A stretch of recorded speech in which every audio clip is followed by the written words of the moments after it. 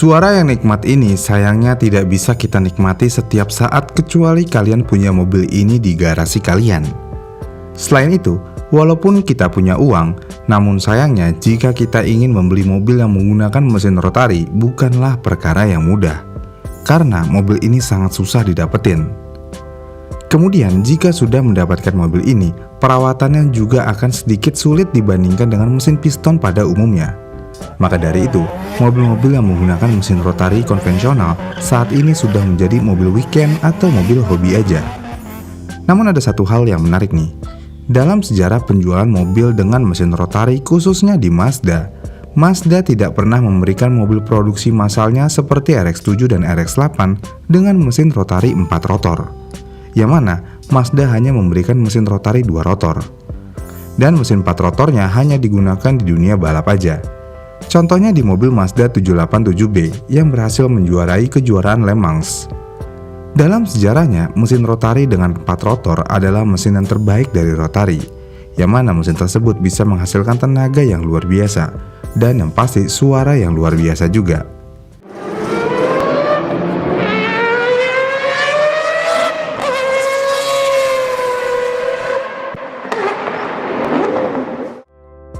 Itu kan suara ngebutnya ya.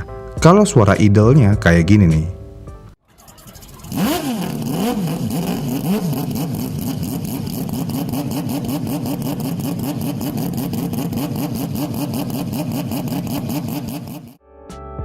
Benar-benar nikmat banget untuk didengar. Jika dibandingkan dengan suara 2 rotor kayak gini nih.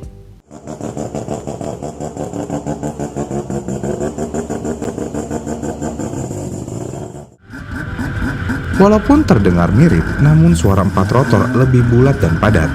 Dengan demikian, kita bisa menyimpulkan 4 rotor tentu akan lebih baik daripada 2 rotor. Pertanyaannya, dengan kesimpulan tersebut, kenapa Mazda tidak memproduksi mesin rotari 4 rotor untuk mobil produksi massalnya?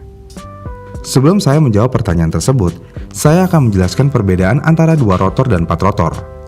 Untuk mesin 2 rotor, mesin tersebut akan memiliki rotor pertama yang berputar 180 derajat dengan rotor kedua yang bergerak di belakangnya dengan sudut 180 derajat yang sama. Ini adalah desain yang sangat bagus karena memiliki keseimbangan yang baik secara aksial. Selain itu, tenaga dorong dibagi menjadi 2 langkah. Dan untuk mesin 4 rotor, sebenarnya cara kerjanya sama dengan mesin 2 rotor, yang mana segitiga tersebut akan berputar 180 derajat juga. Namun uniknya adalah, di mesin 4 rotor, doritonya akan berputar bersamaan di antara mesin rotor.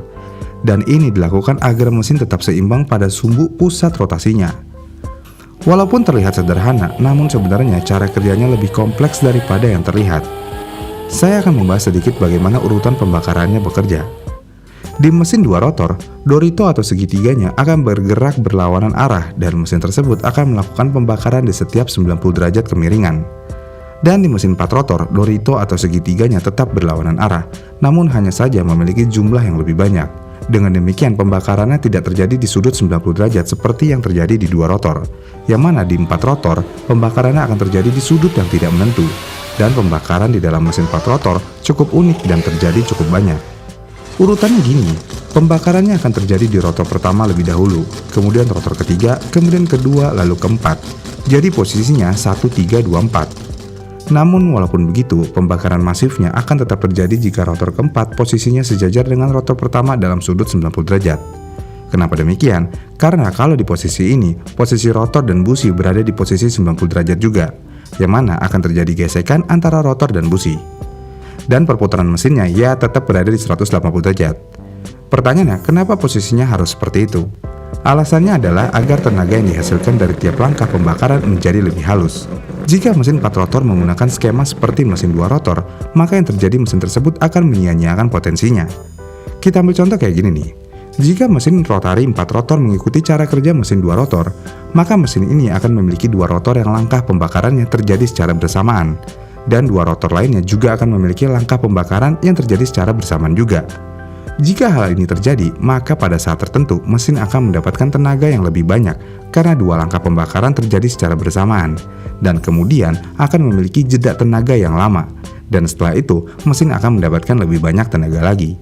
Dan ini adalah bukan hal yang ideal, karena biasanya pengguna mobil jalan raya menginginkan tenaga mesin yang dapat disalurkan dengan halus. Jika kita membandingkan dengan semua mesin piston, tidak ada satupun dari mesin piston yang memiliki 2 silinder yang menyala pada saat bersamaan. Bahkan, jika kita mau ambil contoh pada mesin W16 Bugatti Veyron yang memiliki 16 silinder, mesin tersebut akan memastikan bahwa mesin tersebut tidak akan bekerja dan menghidupkan 2 silinder pada saat yang bersamaan. Dan kasus serupa juga terjadi pada mesin V12, yang mana mesin ini tidak akan menghidupkan 2 silinder pada saat yang bersamaan. Dengan kondisi tersebut, berarti semua tenaga yang dihasilkan dari mesin piston akan jauh lebih halus. Jadi itulah mengapa desain 4 rotor ini dilakukan dengan cara ini, yaitu 1324. Karena ini akan memberikan tenaga yang lebih halus. Dan ini adalah logika yang sama yang digunakan dalam semua mesin rotari. Dan dengan cara kerja seperti ini akan memberikan keuntungan tersendiri jika menggunakan mesin rotari, yang mana mesin ini seimbang dalam rotasi, dan mesin rotari juga dapat memberikan tenaga yang sangat halus. Keuntungan lain dari mesin rotari adalah bahwa mereka tidak memiliki massa bergerak maju mundur.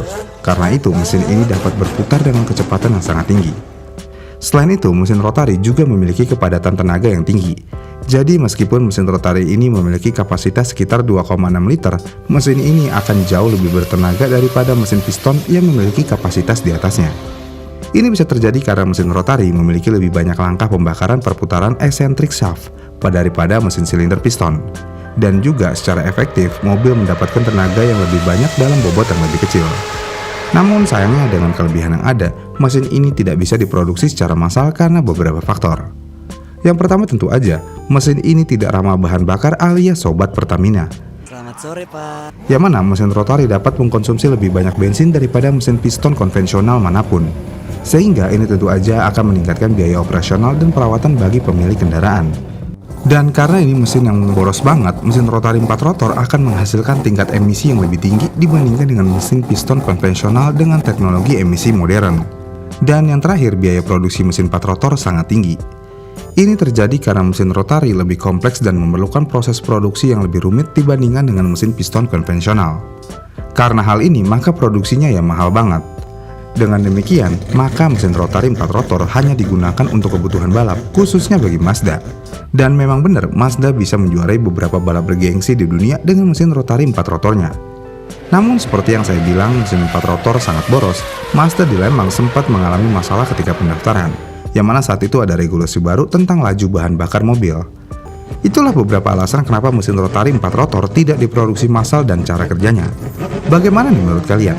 Komen di kolom komentar di bawah ya. Jika kalian suka dengan video ini, kalian bisa like dan subscribe channel ini, dan sampai jumpa di video selanjutnya.